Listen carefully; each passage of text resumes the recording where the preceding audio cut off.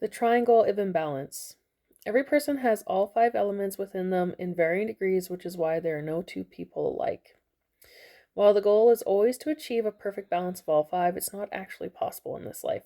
He makes a joke that, except for maybe Jesus, he probably had a balance of all five, but I would also argue that anybody who's been dedicated to their spirituality, like monks and stuff, could also attain balance of all five. But there is something cool. There's some monks, and I'm sure yogis and everything else, who've managed to learn to control their body through their mind so intently that not only can they regulate like their blood pressure and heart rate and stuff, but some monks can, when they choose to end their life, they can shut down every single one of their organs in a meditative state. They'll shut down their organs systematically and pass away that way. So our mind is incredibly powerful. Okay.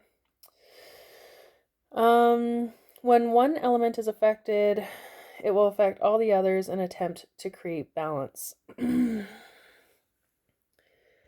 uh, so most, like I said before, most everybody has one dominant balance. Sometimes there are two that, one that's another close, but not quite.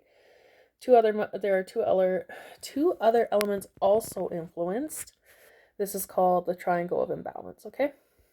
He uses his daughter as an example. She has a dominant or excess water element energy. That excess can do one of two things. It can follow the Shen cycle and feed the wood element,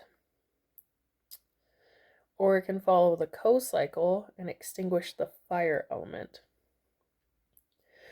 For Abby, it was the latter. Her excess water had extinguished her fire, influencing most significantly the metal and earth elements. Metal is the next element along the Ko, the control cycle, and Abby has dealt with acne since she was a preteen. Remember, skin issues are associated with the metal element, right? Any kind of skin issues is liver metal element.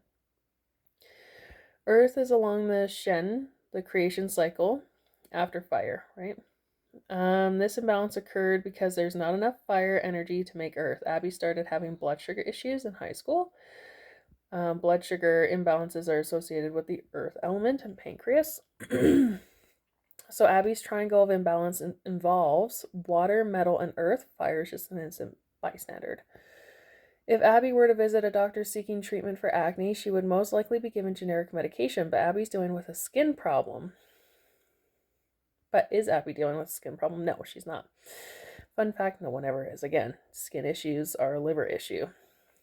Abby is dealing with a hormone problem from her water element excess. We know this because the acne often appears on her chin right before her cycle, which is diagnostic of a hormone problem. The acne gets worse when she's stressed, overwhelmed, or feeling despair or grief, the emotions of the metal element, right? So this is how the emotions tie into diagnostics and what you see on people's faces. These emotions, accompanied by her cycle and her increase for sugar, cravings for sugar,